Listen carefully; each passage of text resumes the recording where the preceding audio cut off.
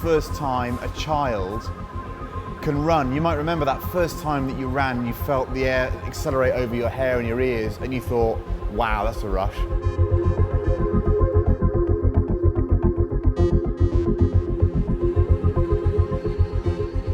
It's not about going fast, it's about sort of being fast. It's about kind of elevating the human experience into places that we've never been able to go before.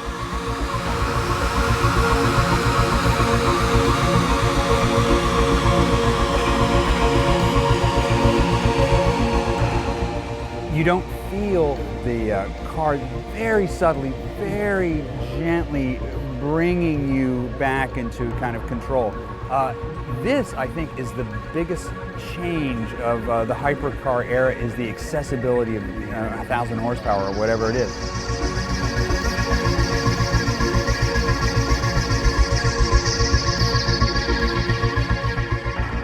I'm not going to say no to an open runway in a 1,000 horsepower car, so we go down, we go about 180.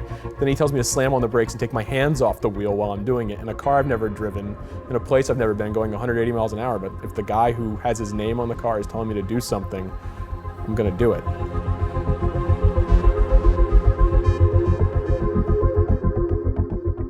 Capturing that imagination, the spirit of what the enthusiast wants and what an engineer wants and what an artist wants, it's really at the cutting edge of everything. And that's what makes it so amazing. It's beyond art, it's beyond engineering, it's beyond sport, it's beyond racing. It's all of those things together.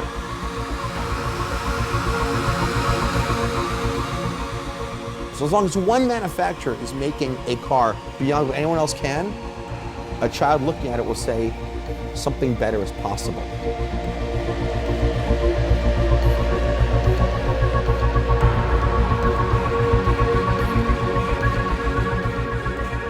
Il bello di guidare è appunto il fatto di poter prendere questo volante e cercare con questo volante di comunicare con la strada, di sentire tutta una serie di emozioni che vanno a soddisfare in qualche modo i cinque sensi.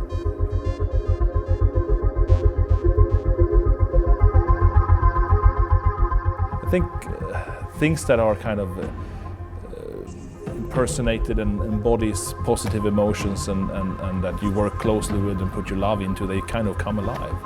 And I think when you're in a car and it's done the proper way, like most race cars are, and they really feel like an extension of yourself.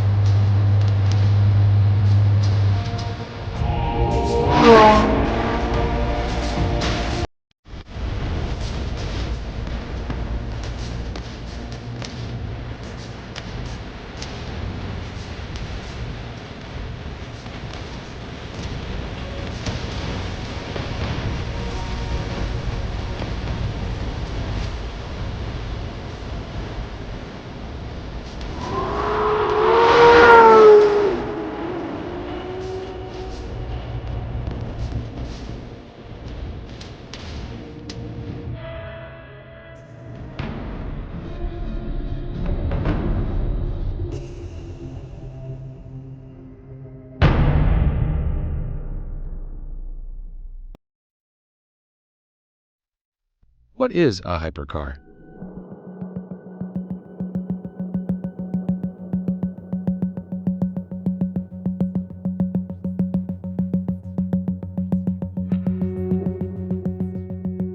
There may be no better way to ignite an argument than to try and define what a hypercar is. A car whose only purpose is to inspire awe in every aspect. The fastest, the most powerful, the rarest, the most striking, the most thoughtfully designed, the most cutting edge. And even then, that definition only takes us part of the way. The hypercar, like the supercar before it, is the expression in automotive form of tomorrow, today. These cars do things that, from a powertrain and energy efficiency standpoint, that was science fiction 10 years ago. It's the car that's the ultimate expression of what they can do with technology. Really, it's like creating the Iron Man suit as a car.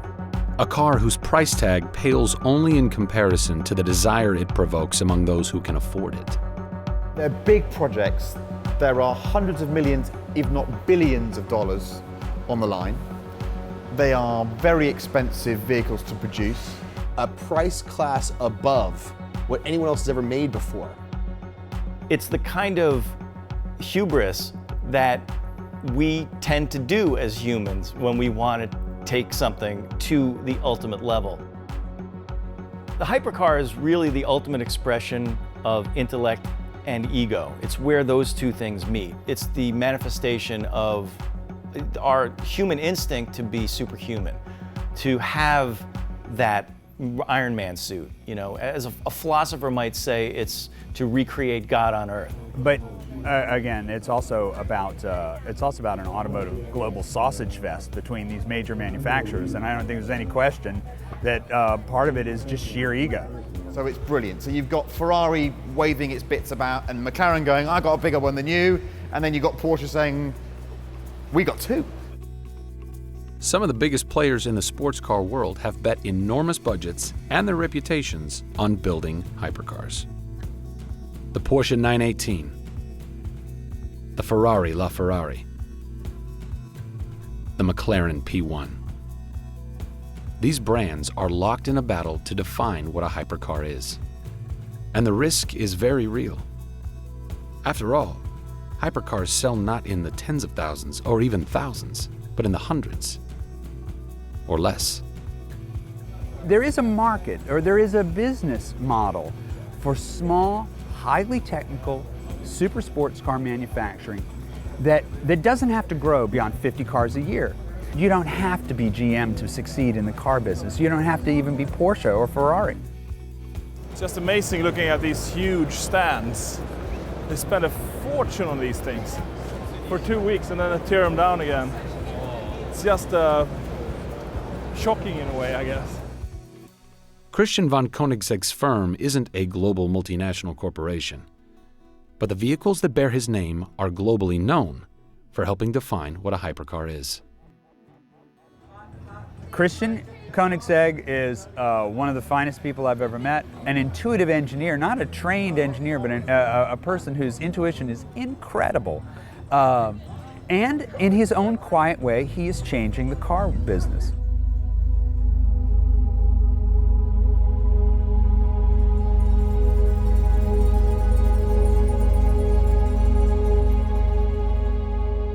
Ängelholm, Sweden is like most Northern European beach towns. It's quiet and cold.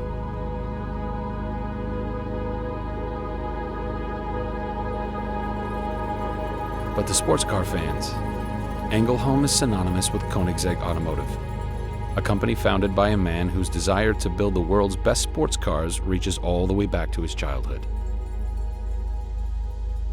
For as far as I can remember, I've been totally fascinated by cars. When I was about 5 years old, I went to the movies with my father and saw a Norwegian stop-motion animation movie, which is really fantastically made, and it's about a bicycle repairman who built his own car on a Norwegian mountaintop to race in kind of a Le Mans-style race against the established teams and cars and drivers, and of course won. And this is kind of a fairy tale story, but it's really made in a fantastic way, and it's still shown in cinemas in Norway today. On every Christmas Eve they show it on television in Norway. It's kind of a national icon there.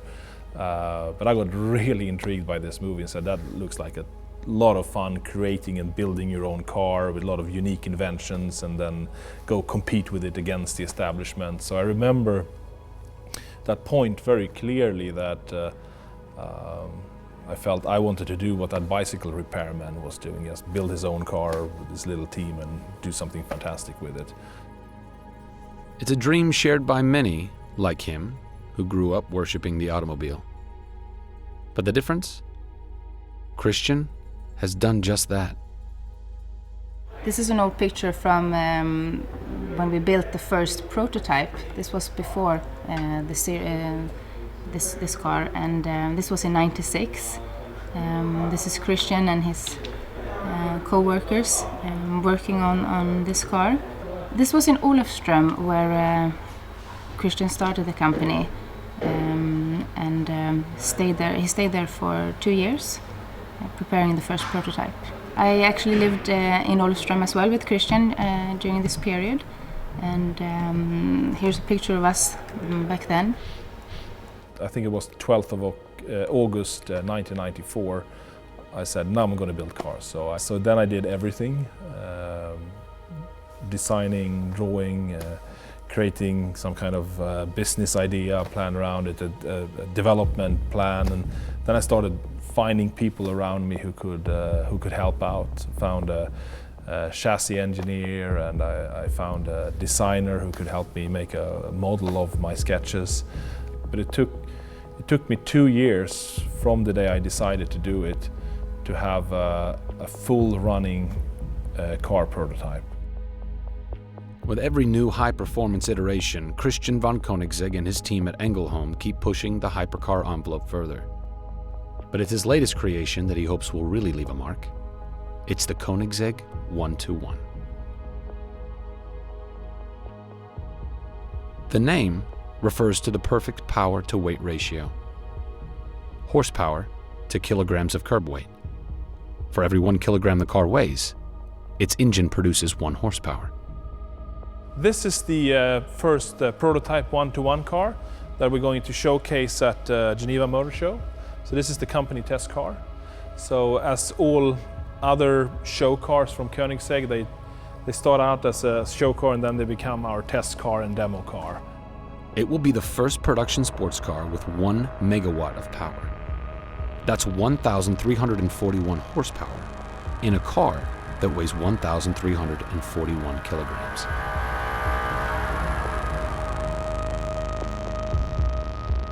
Usually we spend a lot of energy and time making our cars elegant. In this case, as it's going to be a road car which is also very much focused on racetrack driving, we let aerodynamics take the upper hand over elegance. So it's going to look very racy on the normal road, but very at home at the racetrack. It might seem obvious, of course, but the entire car is made out of carbon fiber. The monocoque, the chassis, the bodywork, all the aero features, everything is carbon fiber on this car, even the wheels. So as before with our Agera R and our more normal cars, we have the most carbon fiber intense road car on the planet. And that makes it lighter, stronger, stiffer than any other car. Carbon fiber is an interesting one because in so many ways it is revolutionizing our industry and it will continue to do so, but it isn't the answer to all problems. There's a feeling in the industry at times that you could solve third world debt with carbon fiber. You can't. It's brilliant because it's moldable, because it's so light, and because it's strong when it's moved in the direction it wants to be moved. Of course, it's not in the direction it doesn't want to be moved, and that has to be remembered. In terms of forming the structure of a car, what we'd call a tub, it's genius. Almost all parts of a Koenigsegg is made out of carbon fiber, and we only use the most extreme type of carbon fiber material available, which is called prepreg. It's the same that's been used in Formula One and fighter jets and spaceships and things like that. Exotic materials like carbon fiber were once used solely in the realms of aerospace and motorsport. But by the 1980s, a new paradigm would emerge, and it would change everything. In the past, the top of the top was the supercar. Everything else was a sports car or a super sports car. Supercars were sports cars incorporating race technology that were street legal. The F40 was street legal. So the F40 was a car that came together where Ferrari used all of its racing resources, where they cared about the aerodynamics. They put it through the wind tunnel and they made sure that it had the, the downforce to make it stable on the road at 200 miles an hour.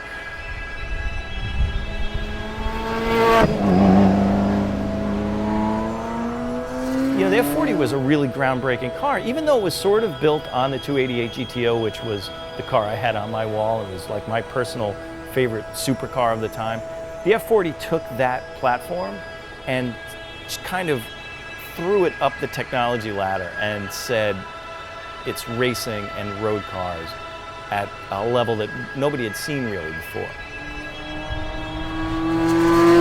The 10 years before the F40 came out were a hugely fertile time for racing technology. You had giant advances in aerodynamics. Material science had come a really long way. You had materials like, composites, carbon fiber, Kevlar, really lightweight materials. In the early 90s, the Ferrari F40 brought Formula One racing technology to the street. A decade later, the next wave in hypercars would focus on absolute power and straight-line speed. Enter the Bugatti Veyron, the first series production car to break 250 miles per hour.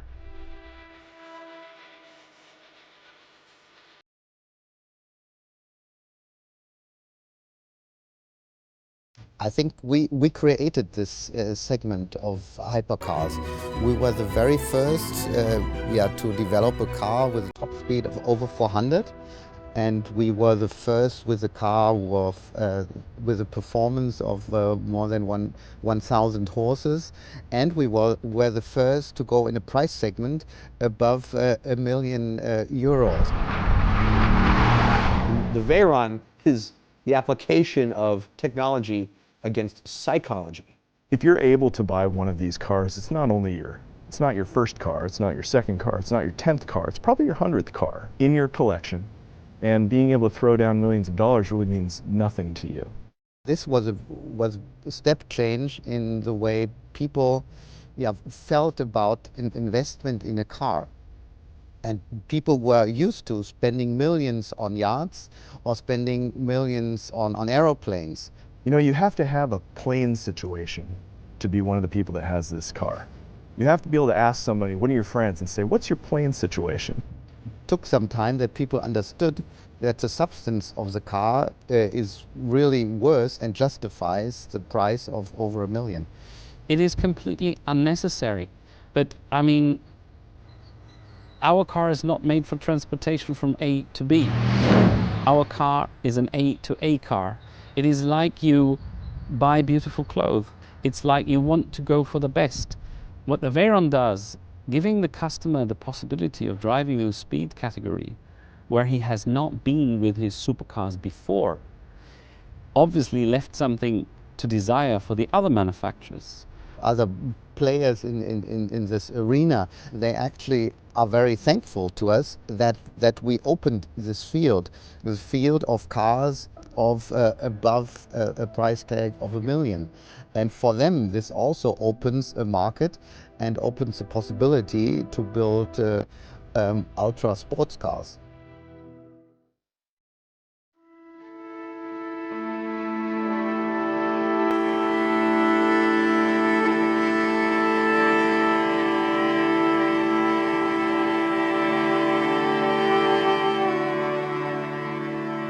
Koenigsegg headquarters occupies a base once used by the Swedish Air Force.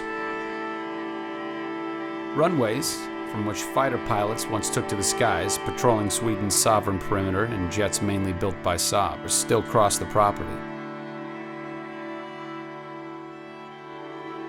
The guys here, they try to stop the Germans from flying here, helping the aircraft from US and from England. And this first division, they always started early in the morning when the mist was still there. And everybody just heard them start, and they heard them land. They couldn't see them. So they said they must be ghosts. So that's it's taken up as the division badge. They came to us with great pride and showed us their ghost symbol and asked us, would you do us the honor to put this on your cars? It would be a shame for it just to die just because we have to shut down. And you're doing it's something very different, but it's still kind of extreme, fast-moving, fighter jet-like kind of creature. So we would be very happy if you would put this on your car. So we said, with great honor, we accepted their symbol, and ever since we've been putting a ghost on each car we've built.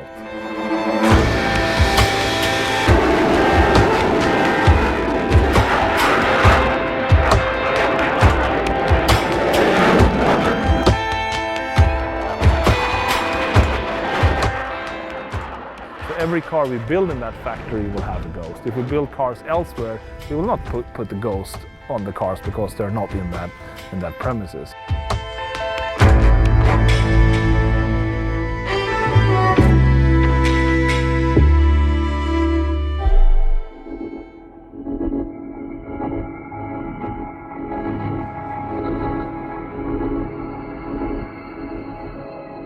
So we're out at the Koenigsegg runway, which has been very instrumental for us in the creation of our cars and what we do.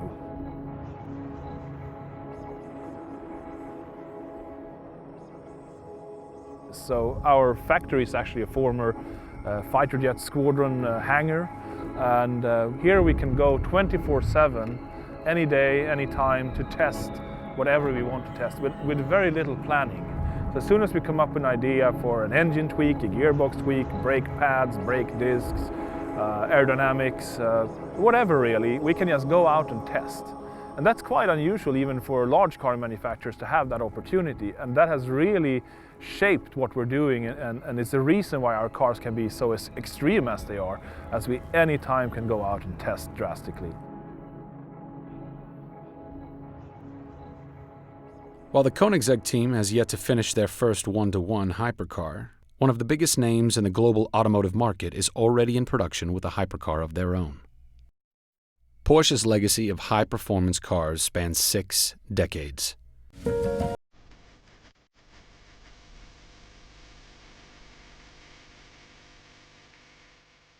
But as the first mover in unproven territory, Porsche is shouldering a big technological risk: a hybrid electric hypercar. At a factory in Stuttgart, Germany, Porsche has planned a run of 918 cars built at a rate of 4 per day. In the hypercar market, that quantity is unprecedented. Are these big, risky decisions? When we get to the big car companies, the proper car companies, the Porsche, McLaren, the Ferrari, that's different. The Porsche is the riskiest, because the Porsche is using more complicated technologies. It's a much more complicated calibration device, and it's coming from a brand that requires a higher level of finish and development, let's say. I'm not demeaning the other two, but the Porsche has to meet all the standards of durability of a Boxster. There's lots of rich people in the world now, but to sell 918 when there's another 2 hypercars, 3 hypercars on sale at the same time is a real gamble. 918 cars, nearly triple what Porsche's closest rivals have planned to build, and each one with a price tag of just under $1 million. And they would go on to sell every single one.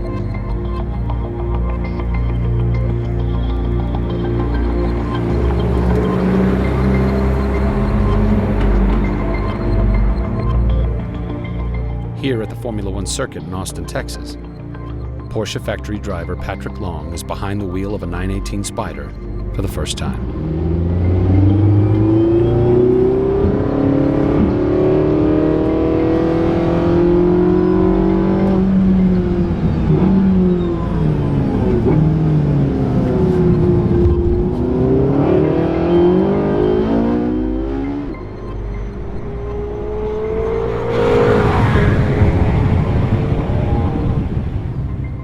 Yeah, the beauty of this 918 is that you're dealing with a lot of aerodynamic downforce, so that initial attack on the brake is similar to the race car, and you're able to do that with some added help from ABS and hybrid charging. That generation of electricity really helps in stopping the car.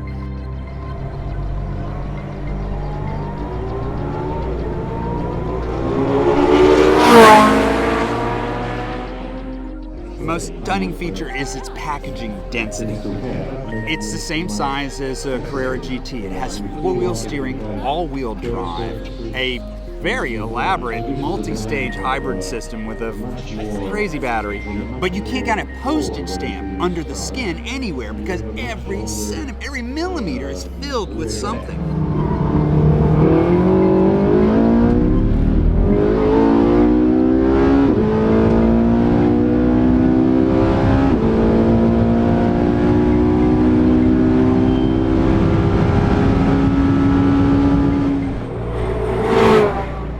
The man behind the 918 project is Dr. Frank Walliser, who was able to take the 918 from concept to production car in only 4 years. Frank Walliser, what a great guy. Always smiling, under massive pressure in 918, massive pressure. You know, Porsche won't thank me for saying it, but it was a project that wasn't that loved internally. It caused massive strife, it was expensive. Did they want to make it? Should it have been in a hybrid? They were under huge pressure, and Frank marshaled the whole thing brilliantly. And we really started with the development in, let me say, October 2010. And we had around 200 people together, starting on a project, working on everything. We had a highly motivated team that had a clear target. We want to make the best super sports car of the world. When I think about the 918, I think it is perhaps the most technically complicated car that will ever be built. To get everything in a beautiful enveloping shape that's also air efficient, that you've got room for the struts, it's insane. The thing is insane.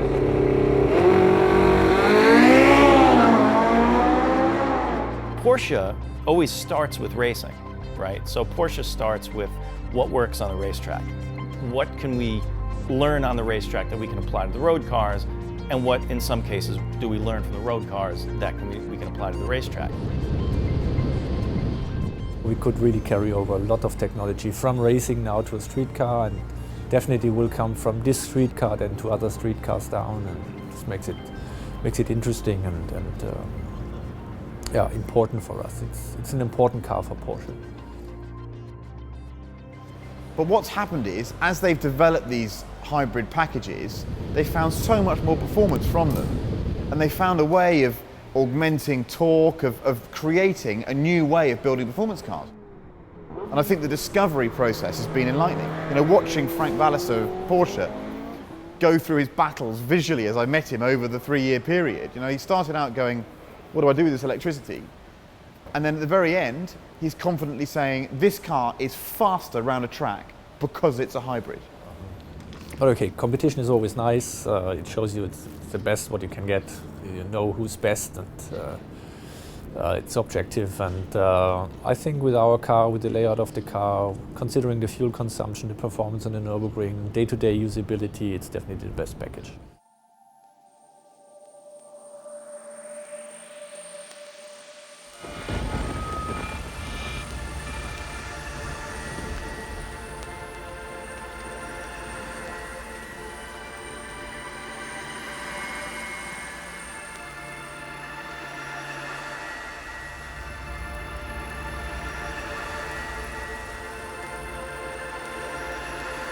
The people just feels like it was just plonked on here from another planet to me, and I love that. I just stood behind it at night with lights shining in the back of it. It's just completely porous, and it's tiny, and it's small, and I think so much of that appeals. I think you need to see the effect this has on a crowd of tourists as they come out of the Yas Marina Hotel to understand how important the motor car is in our lives. And this is the ultimate expression of a motor car, and even if you don't like cars or not interested in them, when you see that shape, you're drawn to it. These are magnetic objects that, alongside things like space shuttles and very fast fighter jets, represent the ultimate expression of what human beings can do with the materials that we drag out of the ground. We obviously add the power and torque from the electric motor to give additional headline performance, but where the car is totally transformed is by using the hybrid power, the electric motor power, to torque fill. The only thing that comes close is a Formula One car.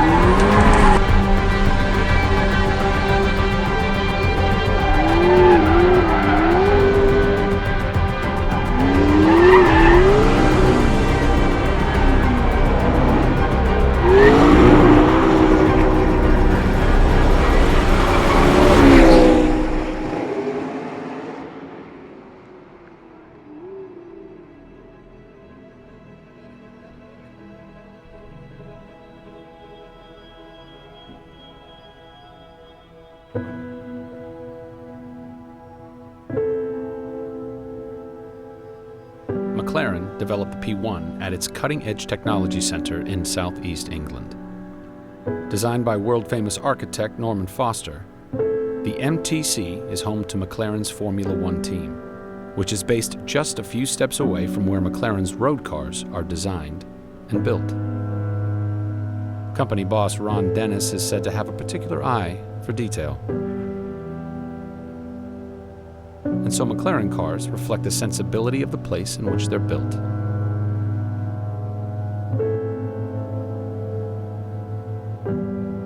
This production line is the P1 production line, and at the moment we're building the P1 production cars, the 375 cars, and also the P1 GTRs. So we're making a track variant of the car for customers to play to their heart's content on the circuit. It really is about the best technology. Our target for the P1 to produce the best driver's car, the best technology that was available on the day. The McLaren P1 is a savage automobile. It has the brightest response of any of the three cars. It has the most, even though LaFerrari doesn't have a seat and you're sitting in the tub, the P1 is, I would say, probably has the quickest reaction time, but it's mostly just light. It feels like a titanium foil or something. I mean, it's just an amazing car. So P1 is about ultimate performance, ultimate drivability, ultimate driver engagement. Obviously the price tag is high. That enables you to really work with technology and put that new technology into these vehicles. The fact you have two driver modes in the P1, the fact you have a comfort mode for road driving, the press of a button, the car lowers by 50 millimeters, the aerodynamics, the wing raises by 300 millimeters, and there you get a car focused for the track. We were sold out before a customer had actually driven the car. Independently, 3 OEMs decided performance hybrids were the right thing to do in the ultimate segment in this time period, which is quite incredible. I actually think each car is better because the other people were doing the same thing. This current batch of ultimate segment cars has been a great point in history. Yeah, I think the three manufacturers coming out together, presenting these cars is great. The question is, when are we going to get that next step? And it's probably going to be 8 to 10 years' time. It's going to be when we get that next batch of hypercars coming out. The question is, what is the technology? What is going to be the differentiator for those batch of cars? One thing about hypercars is it's not only about the cars and the technology, and we can nerd out on them all we want, but it's really about the performance that people want to know about. Which one is faster than the other?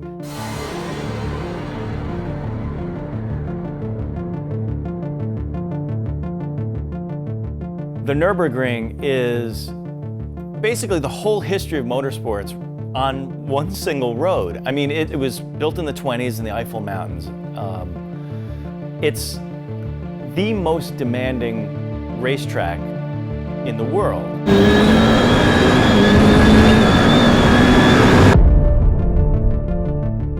It's 22 kilometers, 144 corners. It's the ultimate test of any car, really. I mean, because it tests every part of the car. The Nürburgring is the only constant context of measurement capability of cars in the history of the automobile. It's the only place that manufacturers have gone consistently over time to test vehicles.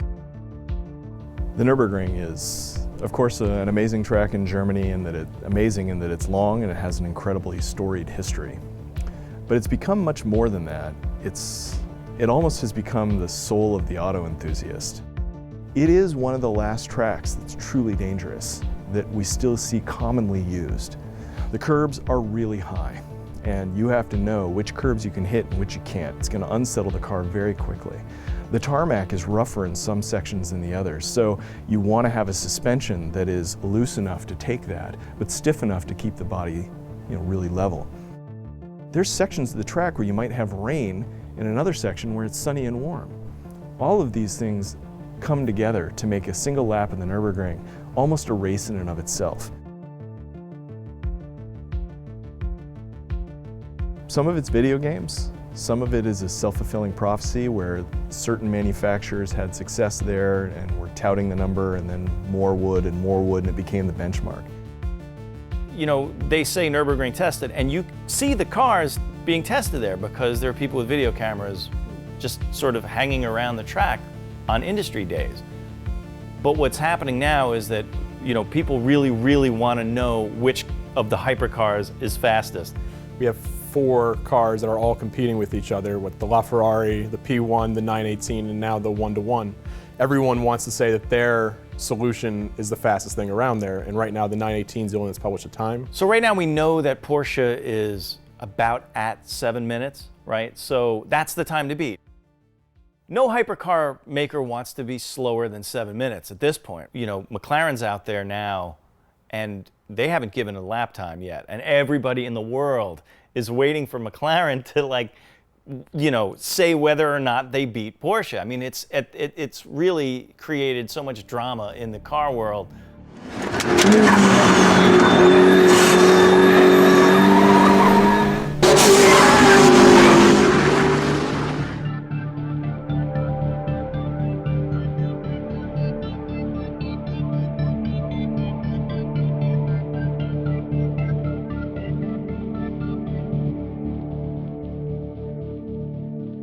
But while the enthusiast and automotive press are waiting for McLaren's lap time, Christian von Koenigsegg is back in Sweden, working to get the first 1-to-1 finished.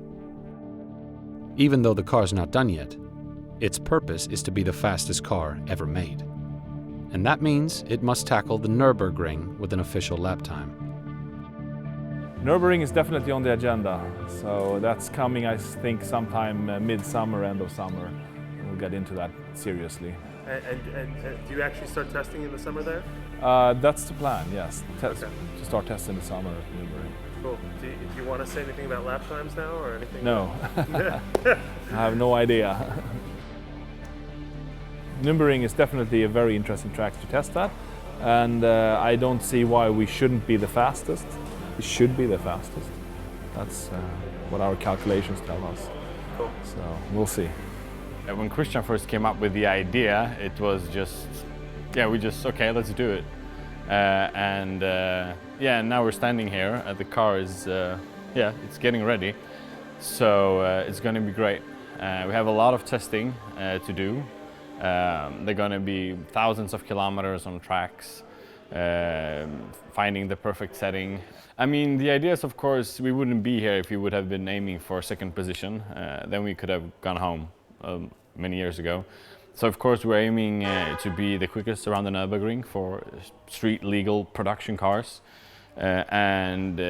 I mean, even if we haven't been there with the Agera R, we're very confident that even that car will set a very good lap time. And even though this is a limited edition, it's still a production car, and that will be even quicker. These hypercars are amazingly engineered. They're breaking new ground. They're trying new things. It's experimentation, it's engineering, it's computer modeling. All of those things go into just shaving a hair's bit of time off of that Nürburgring record or off of that 0 to 60 time.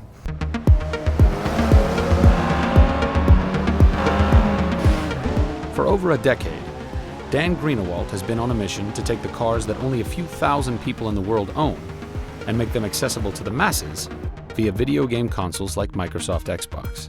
This is actually a laser scan. There's millions of points of data in here. Even though it looks like it was modeled, this is actually just a laser scan. He's the creative director of Turn 10 Studios, the maker of Forza Motorsport.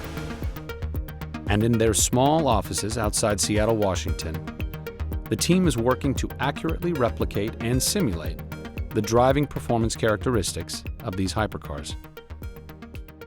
We've really been trying to establish a vision for car culture and gaming culture and be on the vanguard of what those two things mean and what they're going to be in the future. So new media, which is video games and Facebook and Twitter and everything else, has really changed how car culture works. And some people lament it, you know, the magazines are kind of going away, but new things have emerged. There's a lot of things that have come up that are filling the void. But what's really speaking to a group of players or a group of car enthusiasts that are becoming car enthusiasts? What makes them into car enthusiasts? Is it racing? It's hard to watch racing. It's hard to even get it in the United States. But I see it as the responsibility of games like ours, of franchises like ours, to get a younger generation into cars, to replenish our ranks as enthusiasts. There's a hand-in-hand relationship there that I think video games are taking the spot of a lot of the magazines. Where what was on the cover of the magazine, what's on the cover of the video game? What was the highlight story, what's the highlight race? Now you're getting to interact with it, you're getting to experience it. But moreover, today's generation, you're getting to create your own media out of it. You get to be your own magazine. You can paint the car, you can put videos on Twitch, you can have people watching you're subscribing to your channel on YouTube. It becomes an ecosystem where the group fuels itself. And that's why I'm not too pessimistic about the future of automotive when it comes to the next generation. And as a result, the car companies have fundamentally changed their relationship to video games. They now see us as an essential way of communicating to a younger customer. They've empowered us to actually stoke passion in a new generation.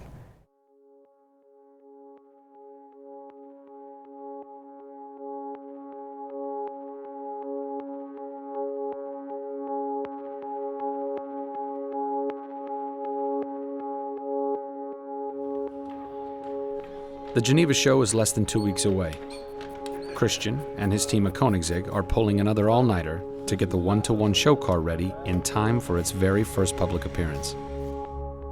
No one but the team has ever laid eyes on it. It has to be perfect. The sub-assemblies, we have front and rear bumper is at sub-assemblies and polishing area. The roof is as well at the polishing. Yeah, of course. And in sub-assembly? Yeah, interior is in sub-assembly as well. But some panels are starting to come out now. And we are finishing the electrics tomorrow. And after that, we can put in the interior. We were running a little bit late. We started a little bit late with this car. So we had to push really hard now in the end to actually get the car done. This is for me the most hard one. We've been working really hard with this new car here. And this is even harder than when we showed up the Agera first time. 1 week to go with 3 weeks work to do, so people just stay here working, sleeping a few hours at home, or coming and going, or just pulling 24-hour shifts. So it's really super dedicated people that brings all their energy and love into this to get it done.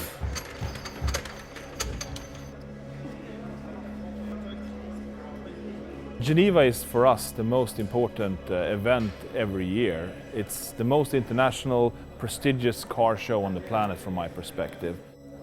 It's a small show, but in the size it's somehow small, but everyone is there. If you're not there, you're not in the industry.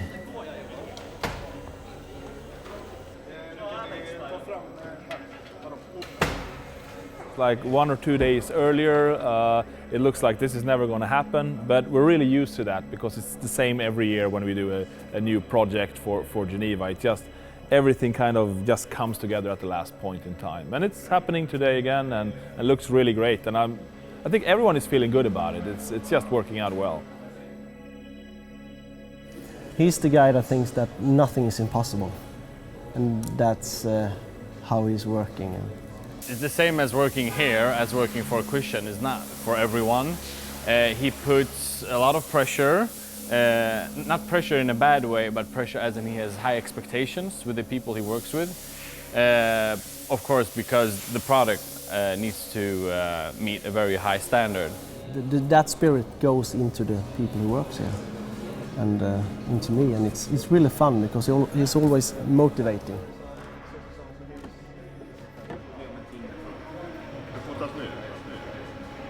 Du får prova att rätta upp det får vi se hur det ser ut.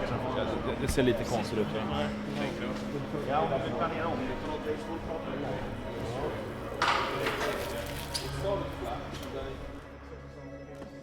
I think we chose the perfect shape here.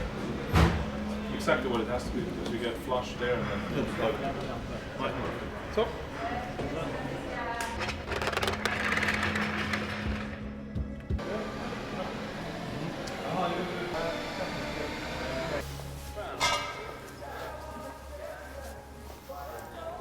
And people may not always think that way. It's only not just a toy or a thing you buy. You actually buy a story, a dream that we try to create.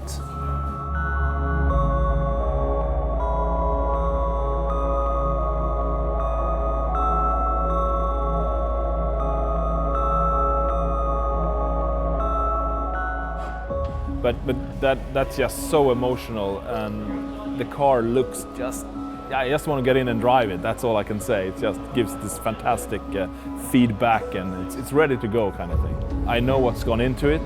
I know it's so for real, and it's just going to shine. That's all I can say.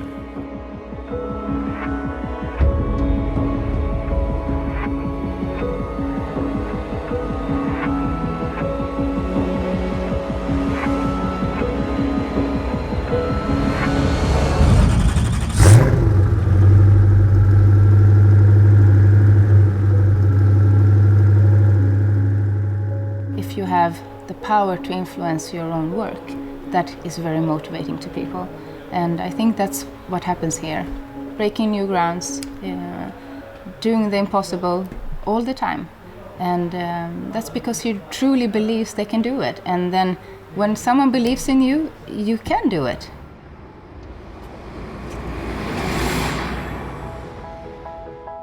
All roads to the hypercar lead here, to this glittering center of global wealth on the western shore of Lake Geneva, a city of royals and celebrities and the very, very rich. It's here the auto industry puts on its most exotic face, every year. It's where Italian design houses parade their automotive haute couture. The Geneva Motor Show is the one motor show that you have to go to. It is compact and small, and anything that's relevant is there. And car manufacturers will delay the launch of a car often to make it happen at Geneva. The Geneva Motor Show is where you go if you want to find the auto industry's most exciting, most outrageous, and rarest of birds. house. Good to see you again. Oh yeah, I've had a lot of cars. Are you running?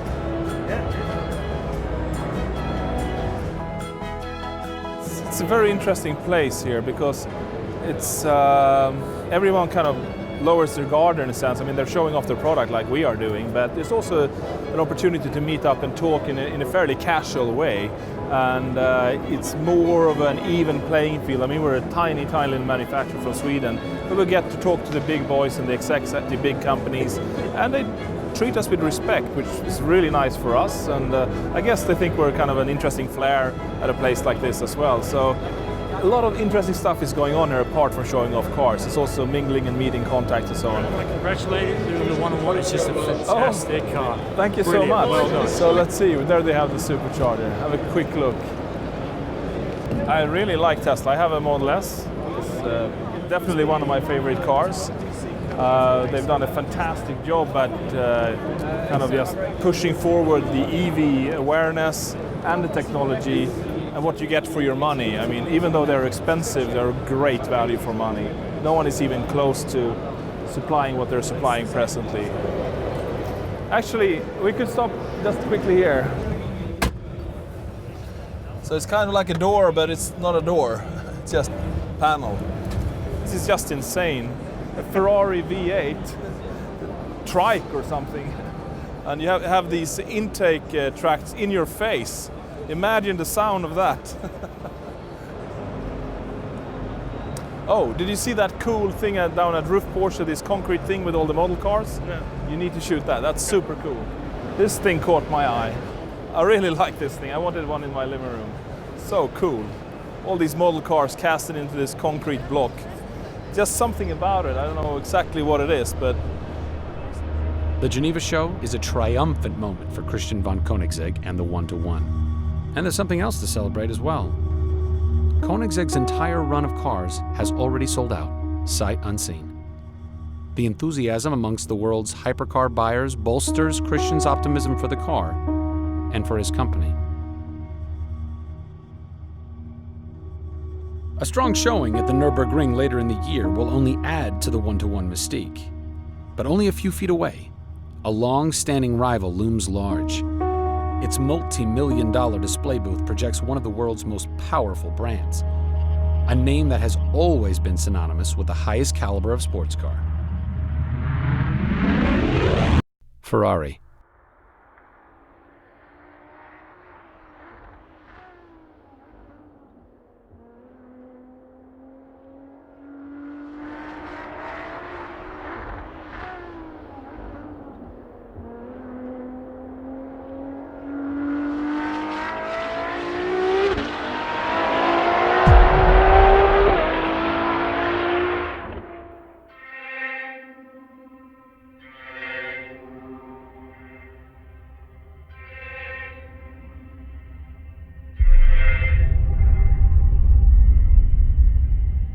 LaFerrari is about a holistic driver experience. Not about 0 to 60, although it crushes. Not about top speed, although it's 217. Not about cornering, although it pulls a staggeringly casual 2Gs. The roads around Maranello are not great. There really are very few good roads. There's that one Ponte Simone road that we've used for years, and I think I've driven every single corner sideways, and I've probably nearly crashed on every single corner. So we drove the LaFerrari there, and after about a quarter of an hour, it was clearly apparent that that was not a canvas on which you could paint any of the performance. It was just too much to really enjoy yourself.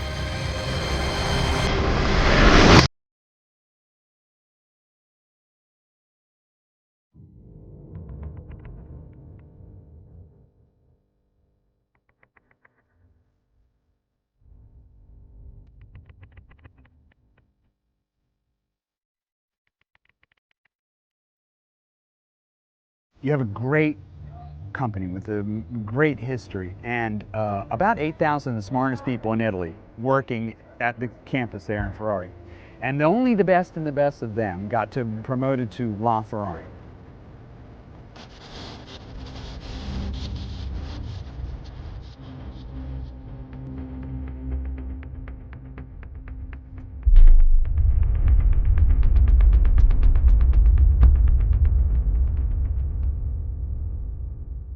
there's a mixture of emotions when you come to a place like Maranello, because we have heritage. In fact, we have unparalleled heritage. This is the home of fast cars. It's the home of the supercar. It's the home of the hypercar. This is Supercar Valley. So within a 20-mile radius, we have Pagani, we have Lamborghini, we used to have Bugatti, and many others that have tried and failed to compete with the red one, which remains the daddy of them all. So we have history and heritage, but also we have this very forward-looking sense that they're trying to take a type of motoring that perhaps is unacceptable to people, that perhaps needs to change, and they're making new technologies to take that forward.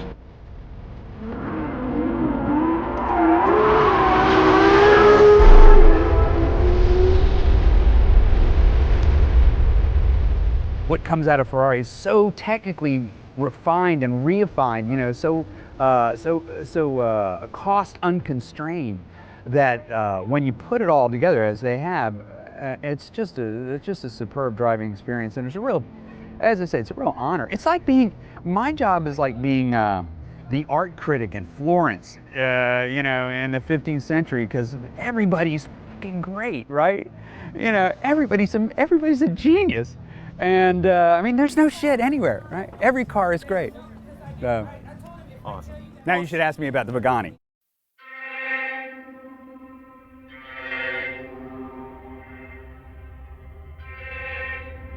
If you had to imagine in your mind the autocratic, charismatic creator of probably the most impressive hypercar brand to emerge on its own in the last 30 years, you couldn't actually make up Horacio Pagani. He's perfect. Però io l'ispirazione la trovo dappertutto, cioè io sono curioso per natura, perciò osservo le cose e di tutte le cose, anche da un bottone tiro fuori un'idea, perciò la natura è di grande ispirazione. You know, he made his bones in, I think, military supply and then bikes. Really, you know, frankly, he didn't even study carbon composites that long. I mean, he had a 10-month internship at Lamborghini ages ago, but the guy's self-taught, total autodidact.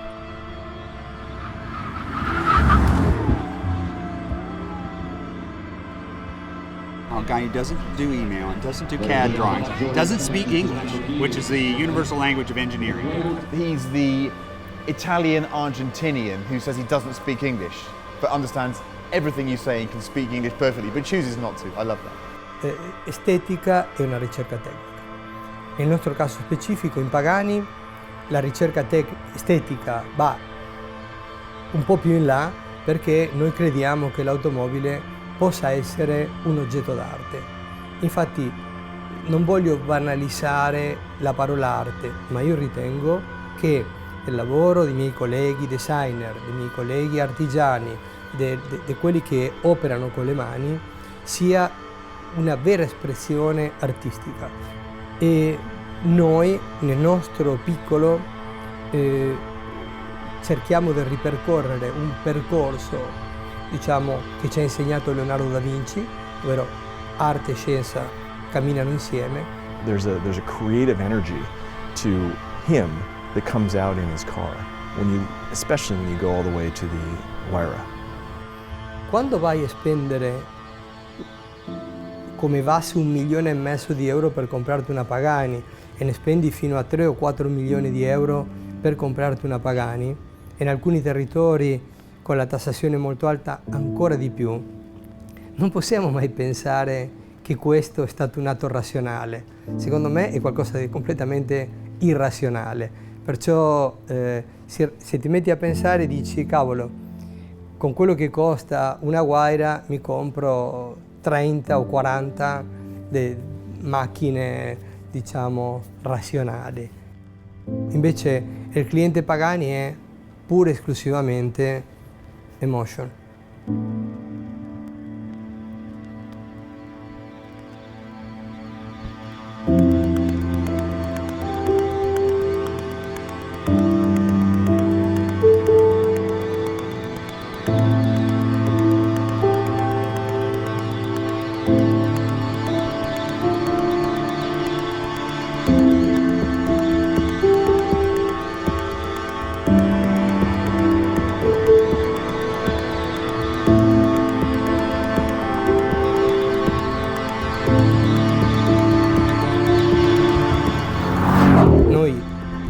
cerchiamo sempre il costruttore di sogni, il costruttore che cerca di accontentare il cliente che vuole un vestito su misura. Isn't he a mystery? Isn't he an enigmatic figure? He's the living, breathing expression of his cars. He's tangible, and I love that. He is the ultimate hypercar owner, business owner. You know, he's the man. Cioè, io credo che quello che sia importante da trasmettere, soprattutto alla gente giovane, a prescindere che amino l'automobile o meno, che comunque con i sogni, con la passione, che questa energia, diciamo, che ti regalano i sogni e la passione, tu puoi può essere utile tutti i giorni. Perciò continuare a credere nella tua intuizione, continuare a credere in quello che fai, farlo con passione. Questo secondo me è un messaggio che da uno che è partito proprio da niente, da zero, e con una intelligenza media, ecco. There's this yin and yang, there's this push and pull between engineering and artistry. And I think when you look at Koenigsegg and Pagani, you've got a bit of opposite in some ways, that Pagani is really this artistry at its finest, and Koenigsegg's really engineering focused. Poi c'è Koenigsegg è un ragazzo che ha una grande passione e fa questa macchina con un sacco di cavalli, molto veloce, perciò c'è la sua nicchia dei clienti che ama, diciamo, avere un oggetto così molto, molto veloce, molto performante, perciò ognuna, come dicevo prima, ha un suo spazio, ecco.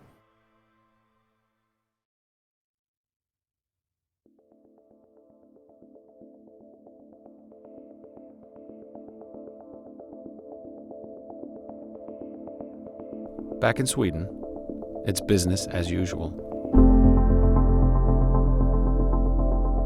The Koenigsegg team is on the runway testing cars for customer delivery.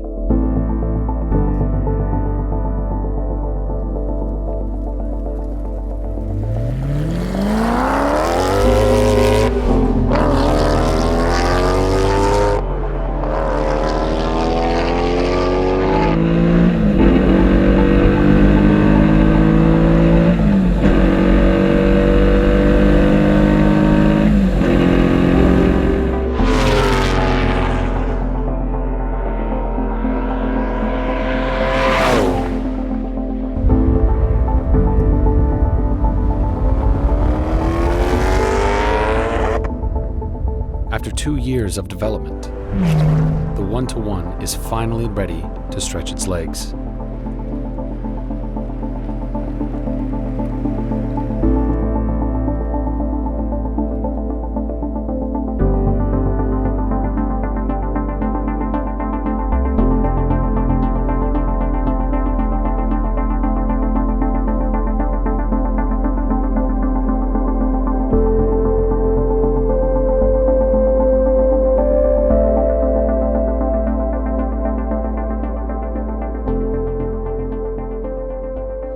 Right now we have 5 of our 1-to-1s in the same room, so they're kind of going out a little bit at once. We've been building them parallel to our testing program, where we've had our test car running for almost a year now, and we're just at the finalization stages of that. So we've already delivered one to the customer, and the other ones are ready to go out the door. So it's an exciting moment, and I hope we don't see as many of them here at the same time ever again, because it's getting crowded. So. September 2014, Koenigsegg goes out to the Nürburgring, and they're testing a lot of the components that are going into the 1-1. They've put into an Agera test car.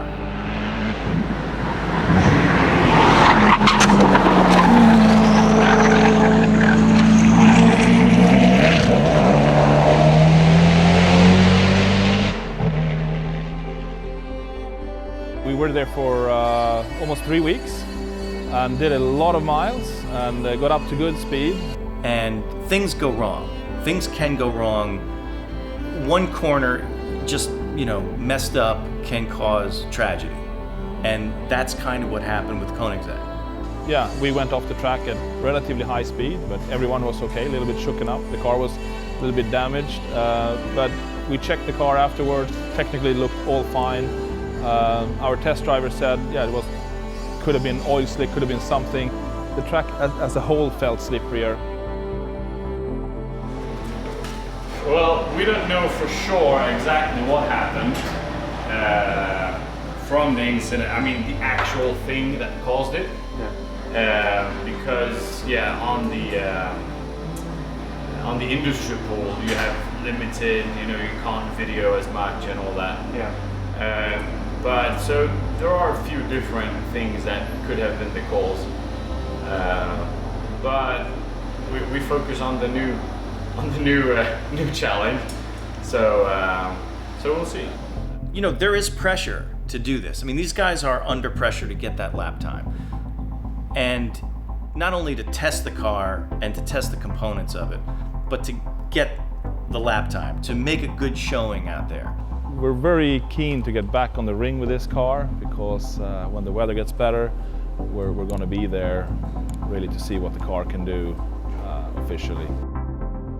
But another tragedy will soon make Christian rethink his ambition to break a Nürburgring record. I often feel there's something to the danger of driving that defines a lot of things.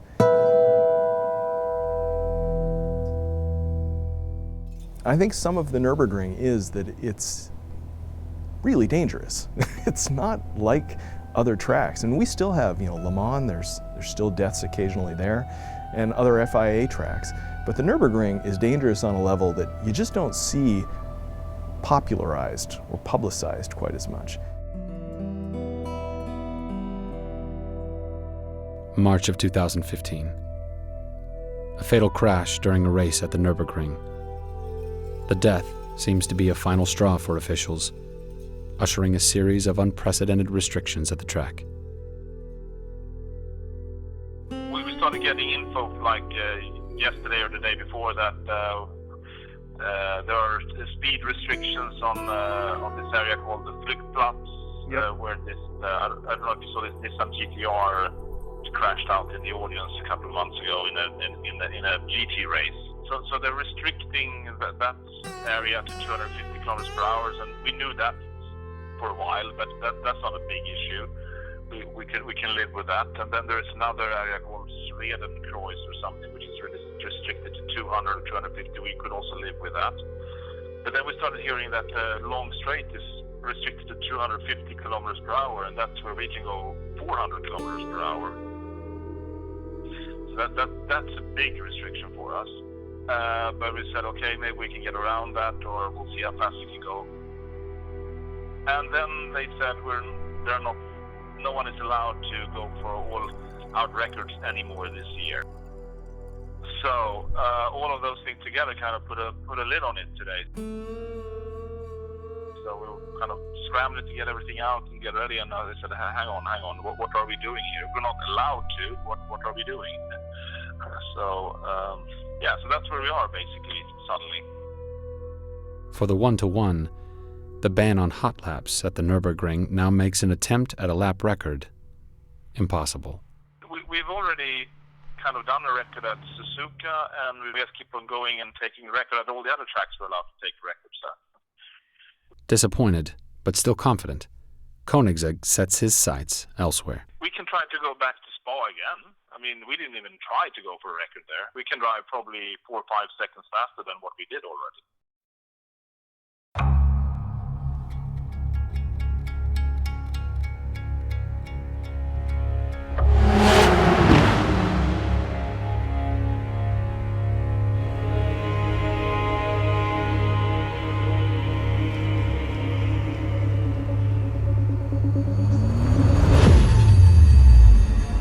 First you got a song that's awake while you sleep,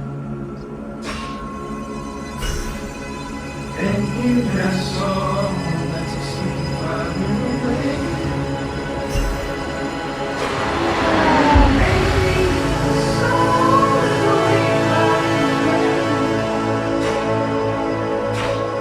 But in the end, baby, you got a song.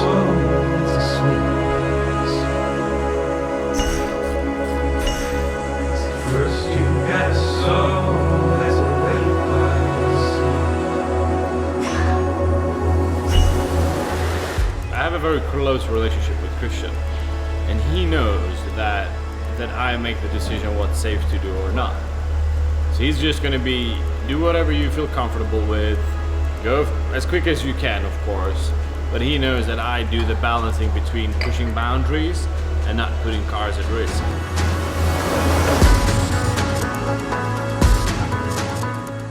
Because anyone can go out and be super quick, but what's the risk?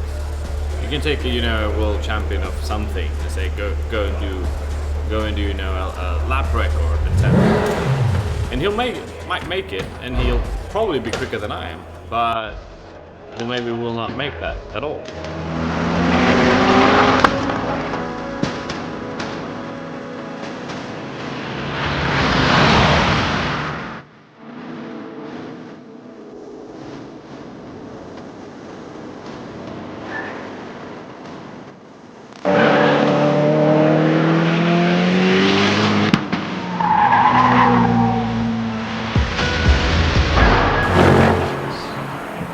And the question is it worth it if you make it? Yes. Is it worth it if you don't make it? No. Spa-Francorchamps, an hour west of the Nürburgring, a racetrack built in the same motorsports era. Spa is smaller than the Nürburgring, but it challenges drivers with high speeds and blind corners. It's been a long process, and I mean, we're never done.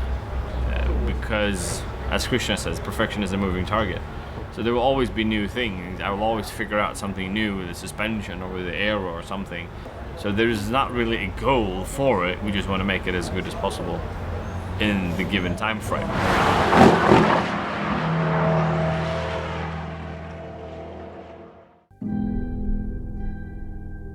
If the Koenigsegg 1-1 were to set a lap record at Spa, it would truly be in a class by itself.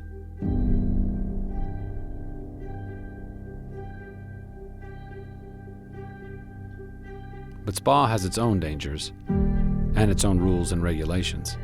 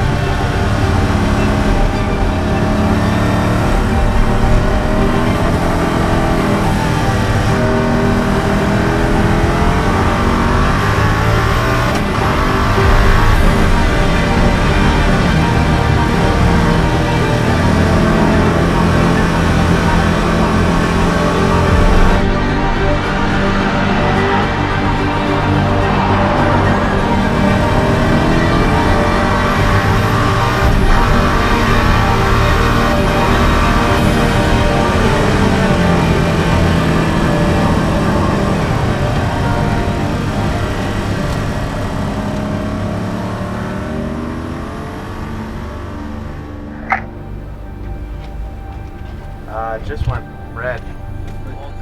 Fuck.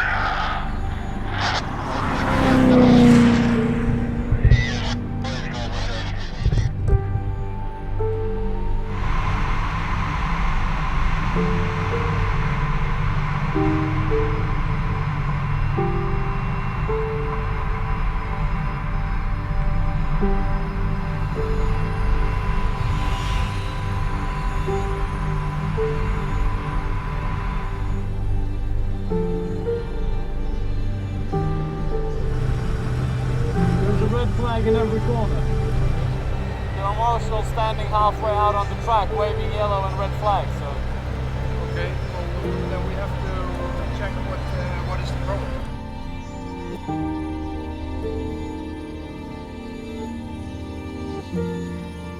was going on at the end there? Yeah, they put Marshall in the middle of the track. Yeah, and there was red flags all over the track. In every single post there was a red flag, and there were red lights flashing. By the time I got to the end of the straight first time, the whole track lit up the red. And then they had marshals physically on the track to prevent me from going.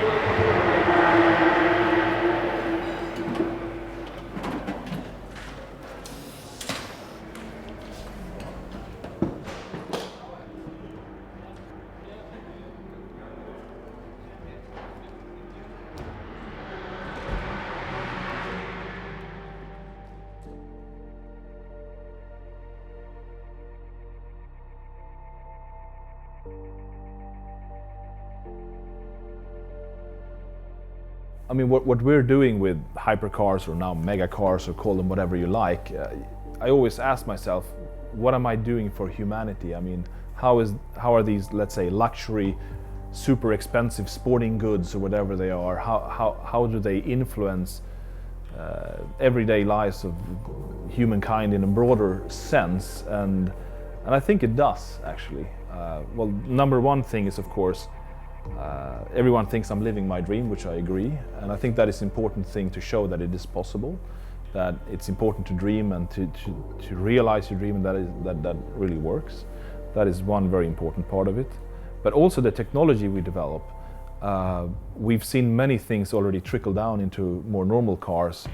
Combustion engine philosophies, how it interacts with the transmission and the clutch, and all of these things that are really on the edge in our industry is trickling down to more normal cars. It's like, the Bugatti Veyron had one of the first dual clutch transmissions. Now you're finding it in kind of every Volkswagen around the world, more or less. So that is just happening, and it's one of the few industries where that's going quite quickly from high end to low end. Christian is an inventor, I would say. That's his passion, that's what he lives and breathes, to invent new things. And at the moment his focus area is cars, but it could well be anything.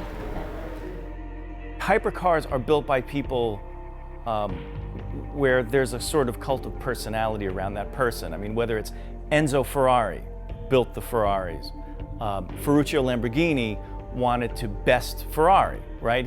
There was a rivalry.